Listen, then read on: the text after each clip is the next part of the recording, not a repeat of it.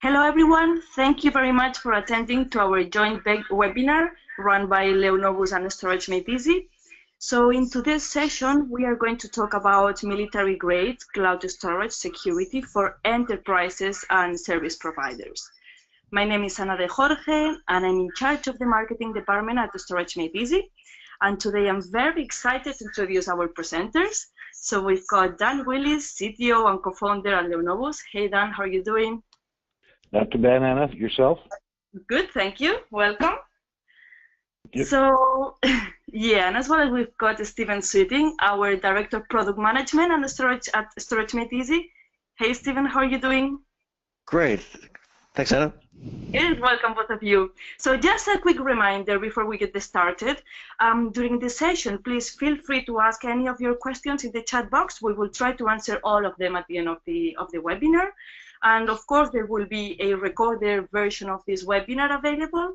And also, we will provide our contact details for us to continue any discussion after the webinar has ended. So I think I'm done from my side. So I'll hand over to Stephen and Dan. Thank you. Thank you, Anna.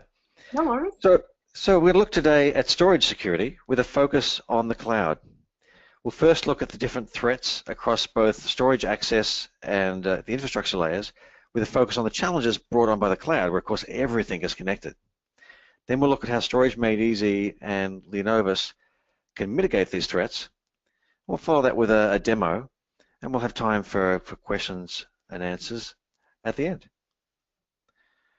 So what is data security? We can think of security as confidentiality. Is the information available for someone to access? Is it confidential? We also need to consider integrity. Can we be sure that the information has not changed?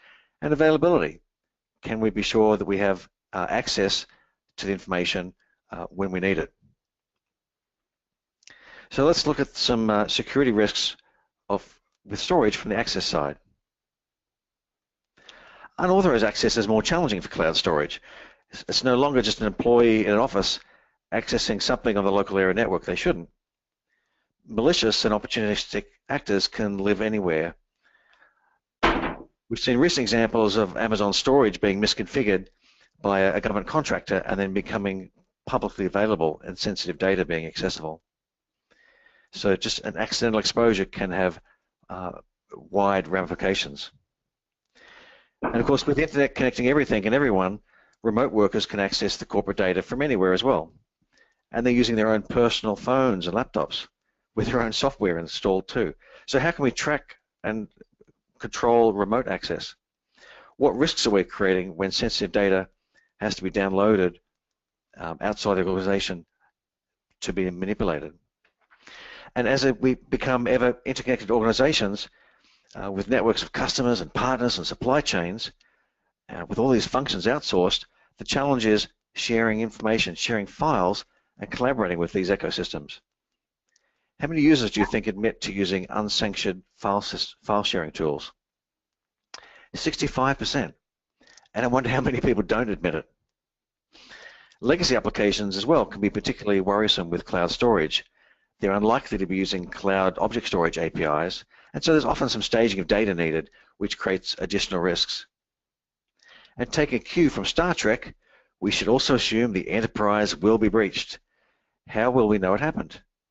I was reading a breach about Goodwill. It took them 18 months to discover the breach. It's important to have mechanisms for tracking accidental and malicious data breaches. Dan, could you tell us a bit about the risks on the infrastructure side? Sure, Steve.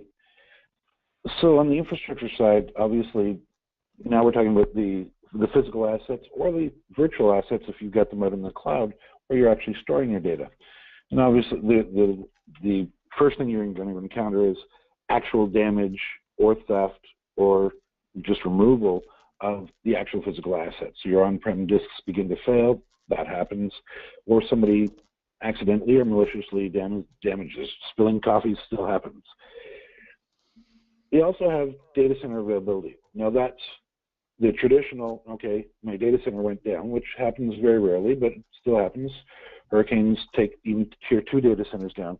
But it also could be a failure in the networks that are feeding the data center. Could be it could be a dispute over a bill with the provider, or it could be government intervention where they're coming in and saying, no, we're going to lock you down. So for whatever reason, the enterprise doesn't have access to the data center where their content is stored.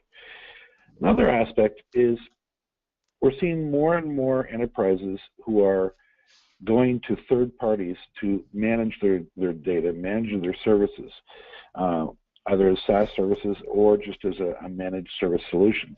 And this is a case where you've got security issues because you've got a third party who's not part of your organization, not necessarily vetted, who could have administrative privileges.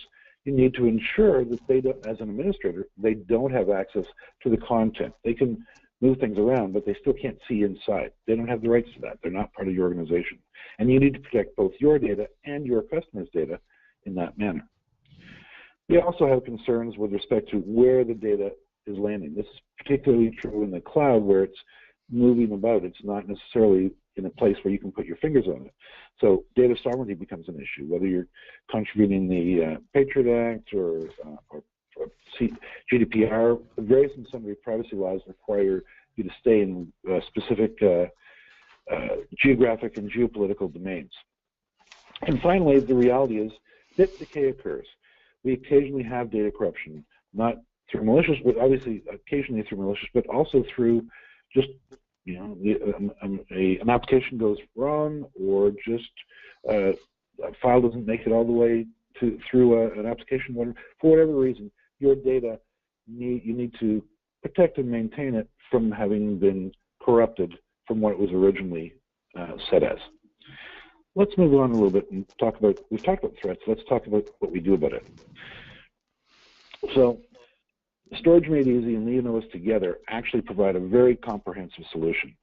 We're securing the data from the desktop and your mobile devices all the way through the entire solution, end-to-end, right through to your infrastructure where the actual bits reside.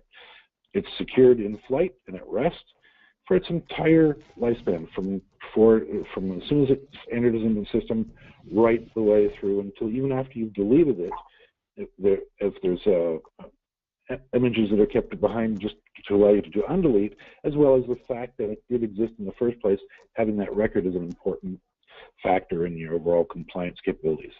And we give this protection at a mil-spec level, actually exceeding mil-specs, and we'll discuss the details of that shortly. Stephen, did you want to talk anything here? Thanks, Dan. That's great. I think if we drill down and we look at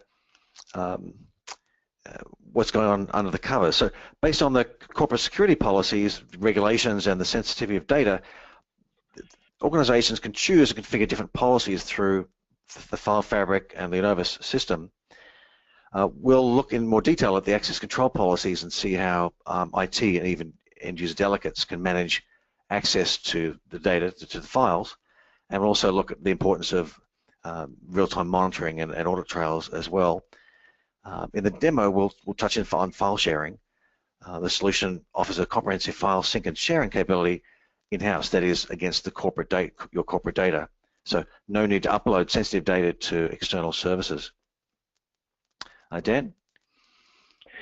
And as we've talked about, with our integrated solution, we go right out to the infrastructure. Now, the infrastructure includes both on-prem resources as well as private cloud and multiple subscribed public cloud solutions. So what we are doing is we're applying, as you can see here, we're applying military-grade encryption, AES 256, but we're also doing a lot to decouple the data from the infrastructure, keeping it free to move about and be located where it needs to be, but in a manner that's completely and totally secure. So we'll go into more detail on how that happens and how that's stored, but the reality is the pieces of data that are reaching out to that public infrastructure are completely and totally secure. We're making the presumption that somebody is going to get a hold of them. So we want to make it so that we don't care if they get them. So from that perspective, that's why we decouple it from the infrastructure, and that we declassify it. We convert it into something that's meaningless to the end customer. We also make enough copies of it out there, and distribute them well enough so that if any specific parts of the infrastructure start to disappear, you can still reconstruct your data, whether it's due to hurricane, whether it's due to power failure, whether it's just due to a network being down or the janitor turned the power off. We can cover all those scenarios. And again, the compliance comes all the way through, right from the desktop all the way through to where these individual secure nuggets reside. Let's move on. So at this time of the webinar, at this point, we would like to launch a very, very quick poll. We would like to know what are your top concerns with cloud storage. So 1 second, let me launch. Here you have. So here you have the options we've got. You can choose more than one. If you don't mind, please choose your answers. We will be able to know more or less a bit what are you expecting about this. Okay, I can see they are coming. Just a few seconds more. Okay, 1 second, people keeps answer. 1 second, please. Thank you. Okay, I think it stopped. Okay, thank you very much. Thank you. I'm gonna hand over again to, yeah, we are done. Thank you. Thanks, Anna. Thank you. We'll talk for a little bit about Storage Made Easy File Fabrics product, and then Dan will talk about the Leonovus 3.0 solution. Okay, before we drill down, let's think about data security. The notion is that we want to understand what data we have to protect. Military classifications are based on the level of harm: restricted, confidential, secret, and top secret. And level of harm is perfectly appropriate for companies too. Level of harm could be regulatory fines, competitive loss, or it could be simply loss of business due to loss of confidence.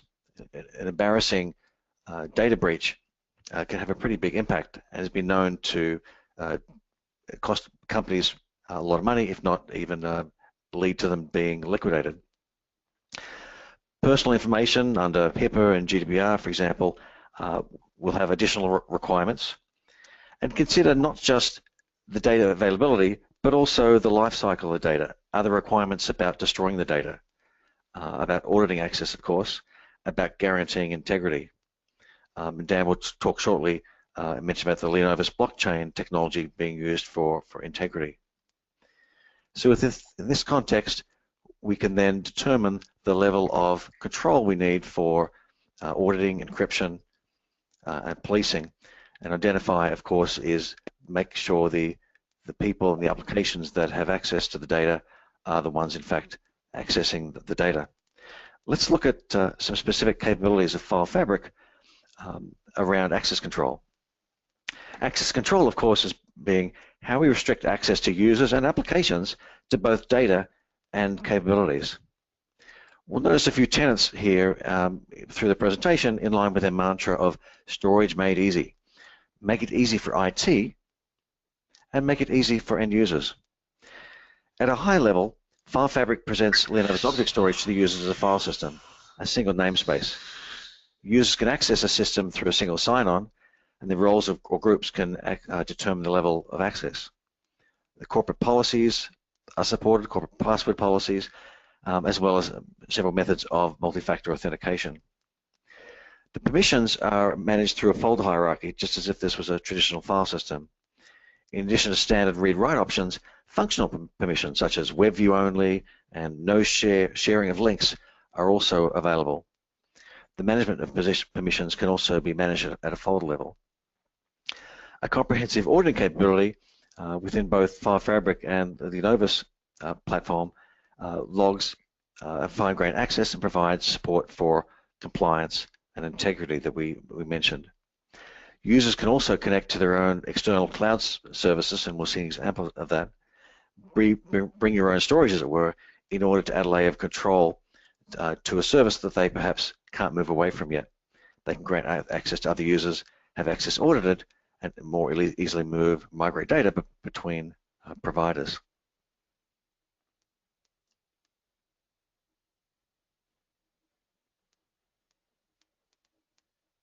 Okay, now talk a little bit about the detail about what happens from the infrastructure side. So we go from SME that presents Leonovus as a file system and with folders and regular files, but in fact, what's happening behind the scenes is we've created a secure object-based storage solution.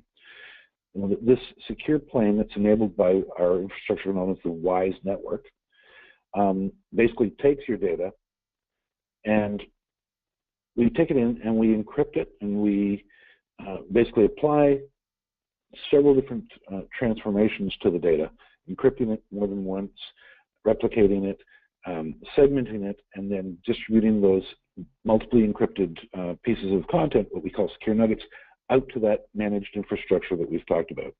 Now, for data to pass through our plane and to land in that managed infrastructure, first of all the infrastructure is managed from respect to the plane, so every element has to be authenticated.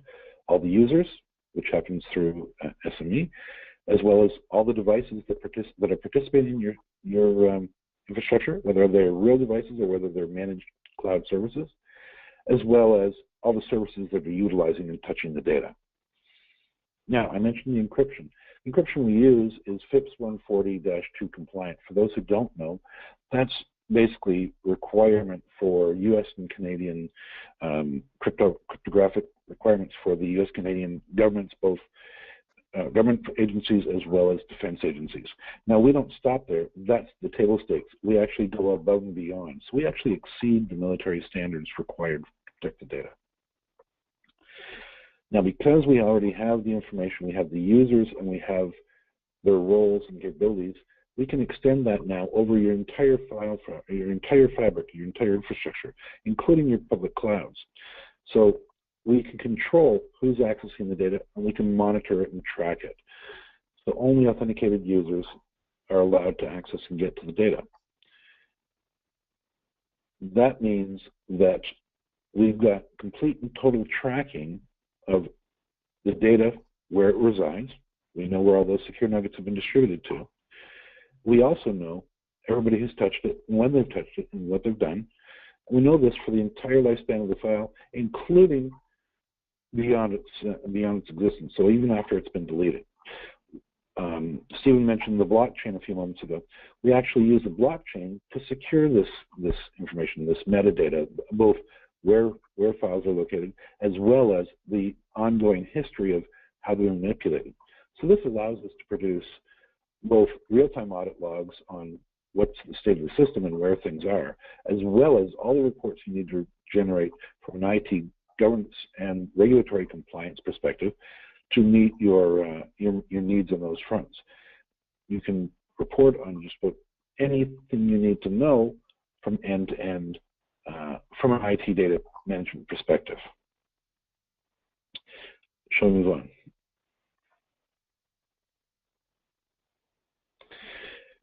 So I've talked about how we do data decoupling. We create these secure nuggets.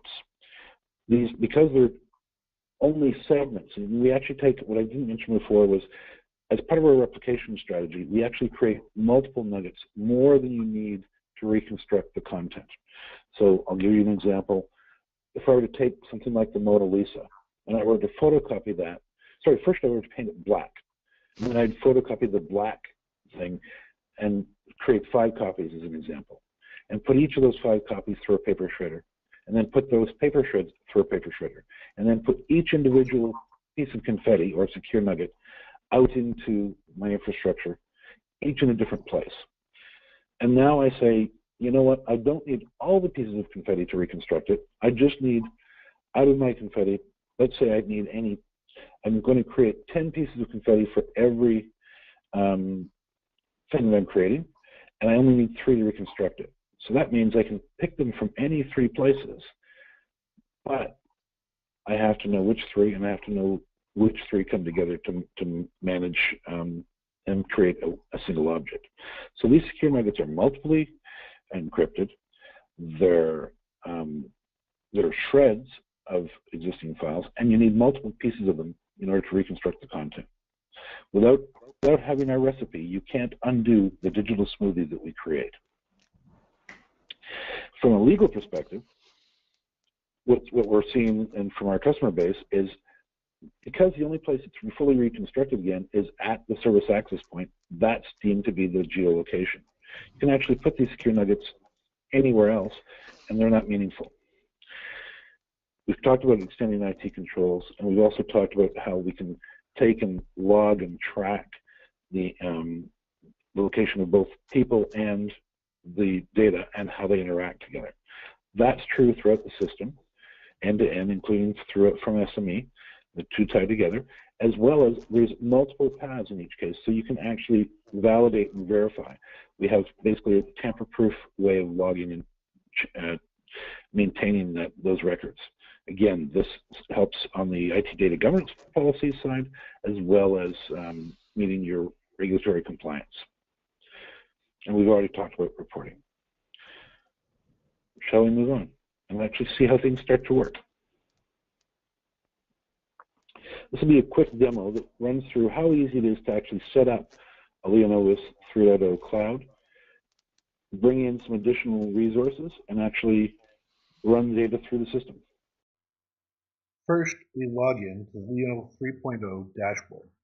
Here it is showing the active cache and the overall size and consumption of the cloud in general.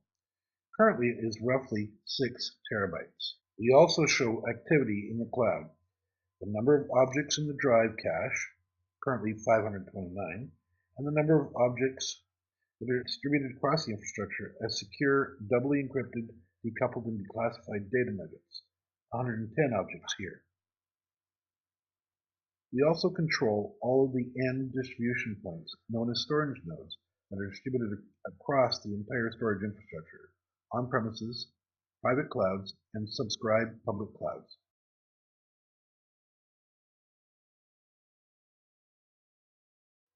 Let's see how easy it is to add more storage nodes to this secure data cloud. We will start by adding a storage node that is driven from an existing Amazon S3 subscription. First, we name it. Then we associate the new cloud storage node with this cloud and this account by using a supplied activation code. We give our Amazon credentials to uniquely identify us to S3 and let AWS S3 know that we have subscription rights to the service in question. We put in the cloud-based endpoint, the URL for the service. Note, we cannot make this a valid CSN until we provide the secured HTTPS URL to connect to. Then, with a click, we create the new cloud storage node, the new CSN. Now let's create another CSN, this time leveraging Microsoft OneDrive resources we have already subscribed to.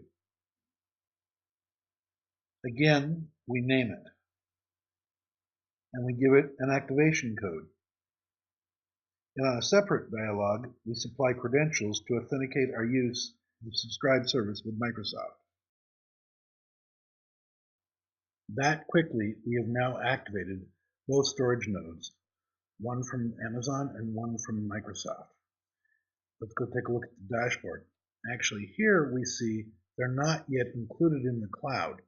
That means the storage nodes are activated, but they haven't been turned on as yet. Let's go back and turn them on. Now they're eligible to participate within the cloud. We see here. So now we have both storage nodes are activated and running, but until the site administrator explicitly enables them and brings them into the cloud, they're not participating as a destination for secure nuggets. By clicking here, we've included them into the cloud, and now it's part of the overall infrastructure and secure data cloud offering. Now we are going to configure the data resiliency of the secure Leonovus cloud. This is adjusting the settings which allow for a custom behavior balancing data availability versus storage efficiency. By adjusting the number of secure nuggets created and distributed for each object and the number of those nuggets required to reassemble the object, we are moving the availability up and down with a trade-off for the amount of storage efficiency The numbers can be adjusted up and down until you achieve the balance that you are targeting with your particular configuration and your particular priorities for your cloud. In this instance, we are going with a solution that's achieving a data availability of 4 nines. This is 3 nines better than Amazon, Oracle, and Microsoft offer in their public clouds. We click Submit and we are done. The cloud is actively configured in real time. All new data objects will follow this policy until it is changed. Notice our cloud is now 7 terabytes, up from its previous 6. And as a reminder, it currently holds 529 drive objects and 110 vault objects. We have created, added to, and configured our secure cloud. Now let's put in some data securely into it. To securely access the cloud, we will use Lucy, which is based on licensed technology from Storage Made Easy. It provides for secure collaboration and direct-to-desktop or mobile device secure access with full logging and tracking capabilities. Today we will use the browser-based web interface. Here we log in. We navigate to where we want to put the data, and then we drag the data, in this case a folder, into Lucy, putting it in the cloud straight from our desktop. Here we see the set of files, in this case videos, each rapidly uploading to Lucy.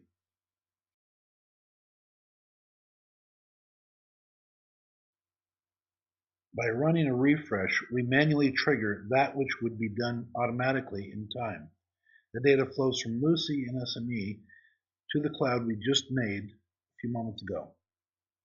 Now let's go back and see how the cloud behaves with the incoming data. Notice the number of objects in the drive service is increasing from the original 529 as Lucy provides the objects to be stored and secured. Notice too the active tasks which have bumped up from 0 as they run to distribute the secure nuggets in the cloud we have established. As the secure nuggets propagate through the system, notice the number of objects in the vault service is growing from the 110 it once was. These are distributed nuggets throughout the system. Similarly, as we look at the storage nodes themselves, notice the amount of storage space is growing as the nuggets are placed.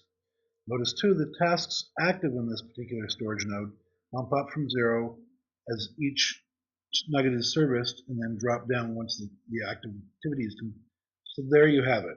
We have taken a secure cloud based on on-premises and private cloud resources. We have added storage nodes based on 2 subscribed public cloud resources, Amazon and Microsoft.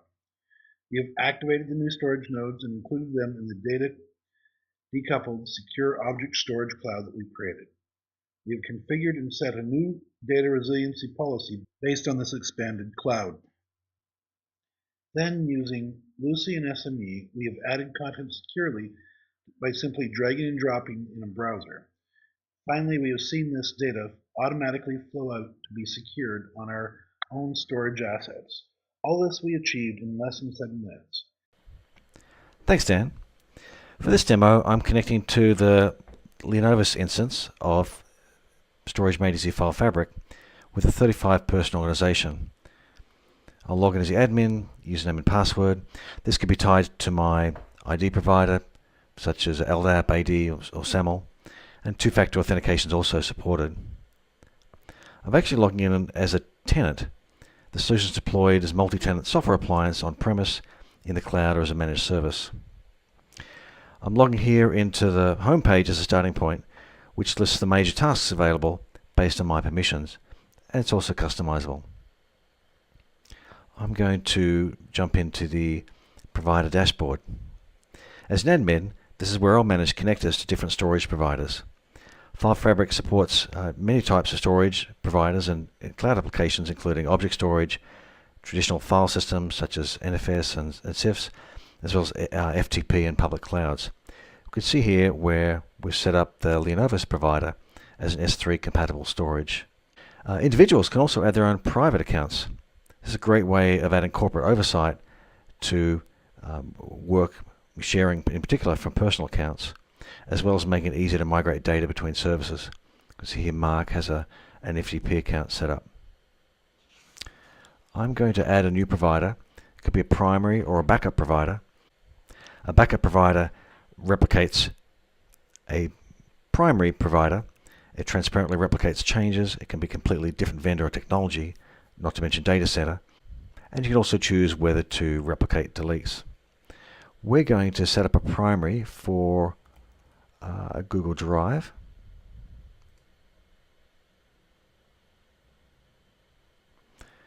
Let's call that, actually that's fine, let's just call it My Google Drives.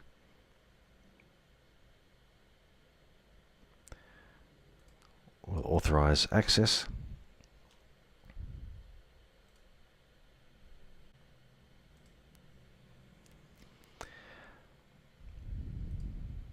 Get OAuth permission.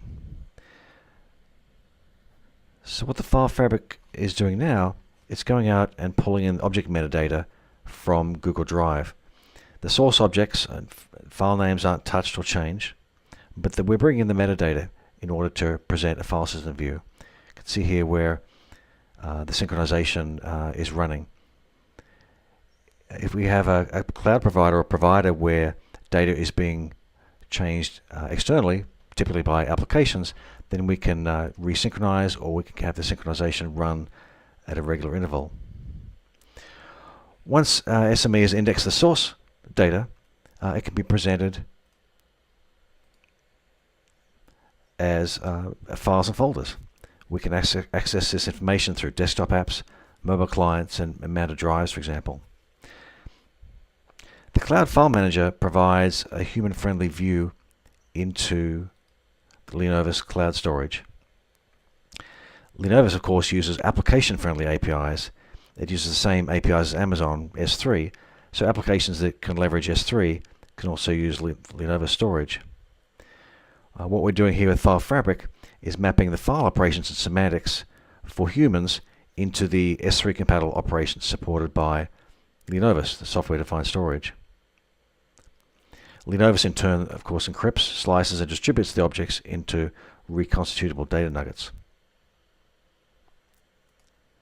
Creating a folder at the provider or the root level creates a bucket. Let's create a folder called Marketing.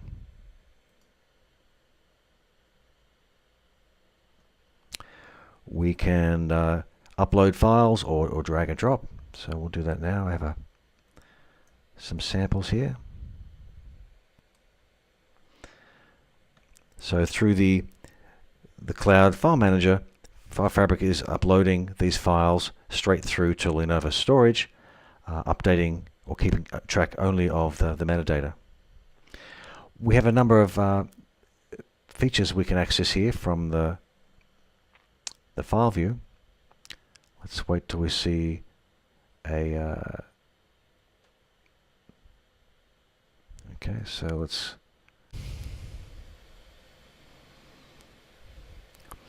from this view we can look at a preview of the file.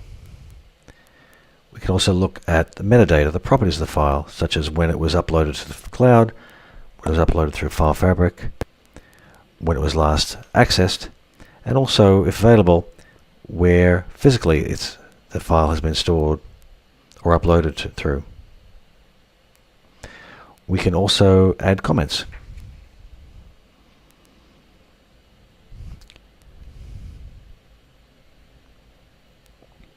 The comments are stored with the metadata in File Fabric, and they're available through other applications as well.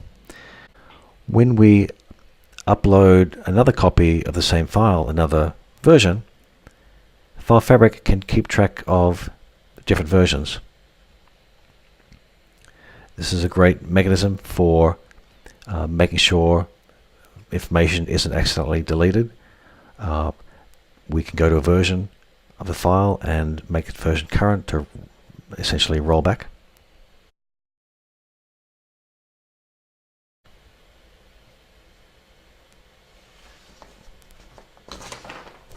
We also have the ability to delete files and folders.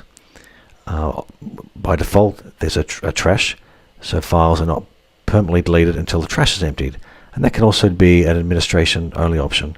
Again, another way of preventing accidental erasure of files.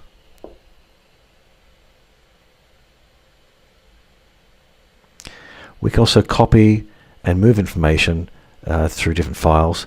And in particular, it's a great way to move information between storage providers or cloud providers. The file and folder view is also visible through a file system on Linux, Mac, and shown here on Windows.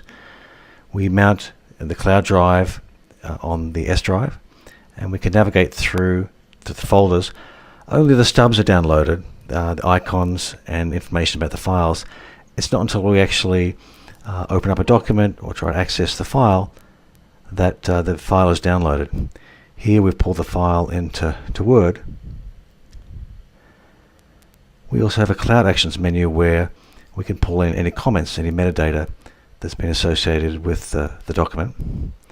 In fact, if we don't have a cloud drive, we can also open or we don't have a cloud drive installed, we can also directly from Office applications, Excel, PowerPoint, and Word, access files online.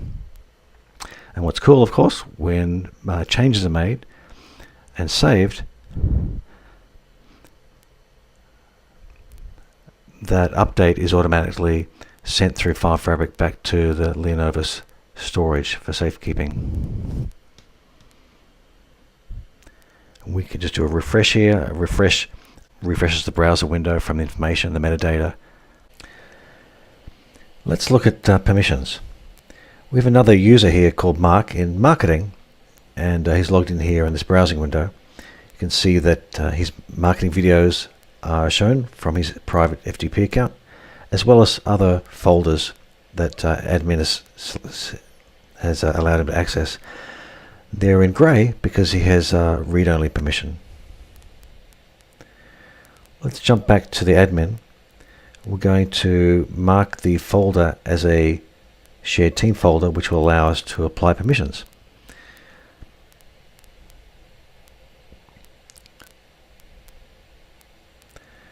What we'll do is apply permissions. Actually, we'll just do default permissions, which means that they are inherited by the children as well. We're going to add the marketing role. We can also add users as well as roles and groups. We'll give read, write, and upload permission. Once we applied that to the marketing folder, we'll go back to Mark's window, do a quick refresh. And now we can see the marketing folder, which we just created, is now visible for Mark. And he can interact with that information. Let's now look at sharing. How do I share files with other users in the company or even external parties?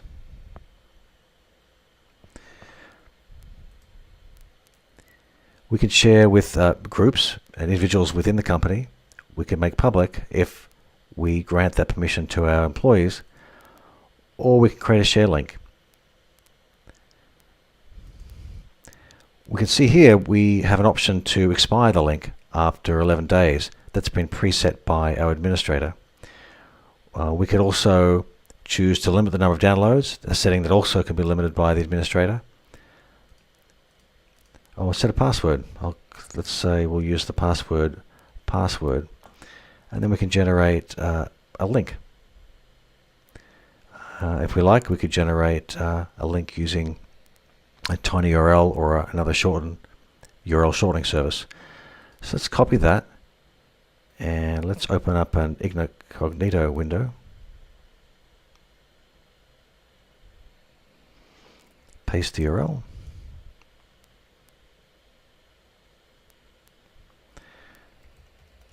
Prompted for the password, and now we have the ability to download the file.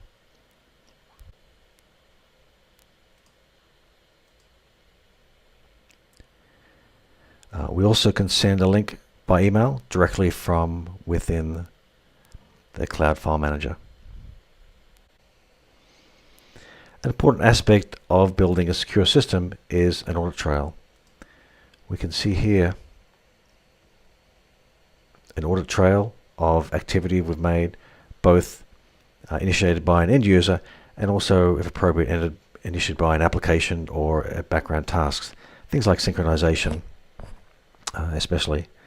We can also call out the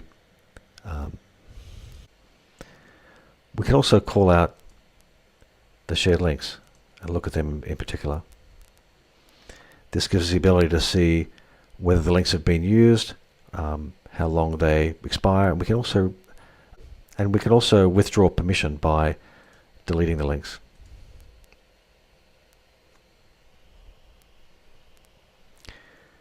Let's look at policies. It gives an example of some of the organizational specific policies around security. We can restrict what features are visible to users.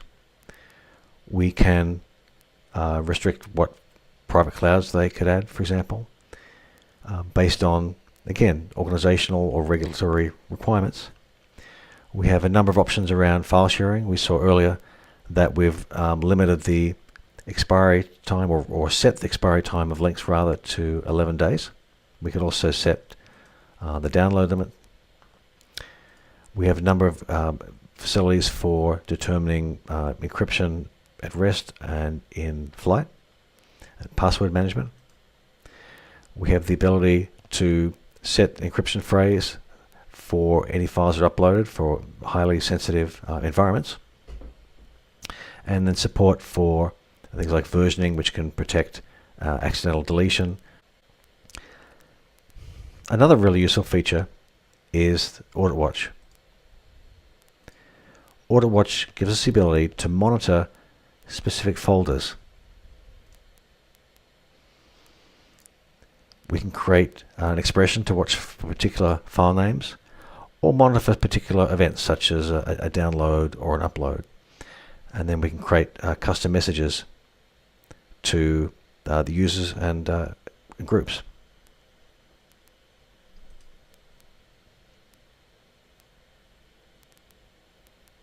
Okay, so we've through the demo with Leonovus and File Fabric, we've seen how we can protect the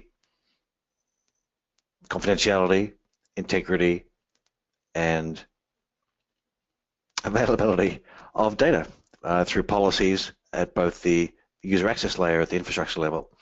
Now we're going to jump over to slides talk a bit about the total cost of ownership of the approach. Dan. Thanks, Stephen. So we've talked about maintaining the security, maintaining the integrity, maintaining compliance. These are all key and important factors for the enterprise. But all these are worthless if they cost too much. If it costs too much or if it's too complex to use, it doesn't get used. So it comes down to where's the value? And our goal was to target something that's meaningful and really compelling from a price point perspective. So what we have here is a typical cross-section of an enterprise data model, data profile. You've got really 10 terabytes in their tier 1 and 0, so this is their highly active, must-have immediate data. And then tiers 2 through 4 reflect the remaining 90 terabytes of their 100 terabyte profile. In this case, we're talking about a 36-month total cost of ownership. Roughly, that's $2.8 million if you do it all on-prem. Because of the capabilities with Leonovus and with SME combined, you've got the ability now to leverage public clouds, lower-cost subscribed clouds, whether they're public or private. You can leverage, and you're not tied to specific vendors. You can actually do you can be basically vendor neutral or vendor dynamic.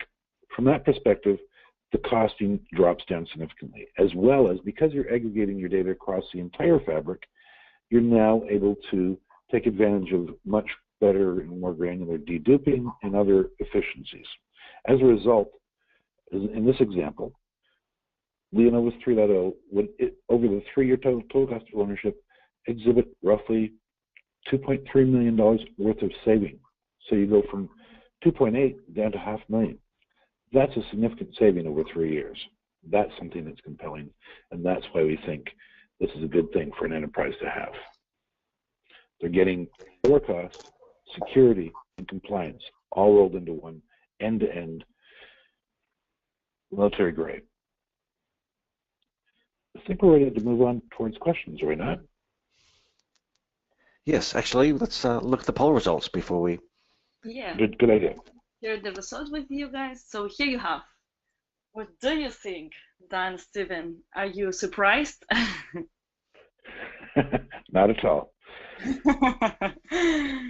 That's really helpful. Okay, Anna, do we have any questions? Yeah, we've got actually, regarding with this concern of our security, I think most of our questions, they are in face of this. We've got one that he's saying, how are encryption keys generated? Is a separate encryption key generated for each secure nugget? I think maybe this is for Dan. Okay, thanks, Anna. Those are good questions. And it's really one question with two parts. Basically, the keys are generated, that's part of our FIPS compliance. So the algorithms for key generation are specified very strictly.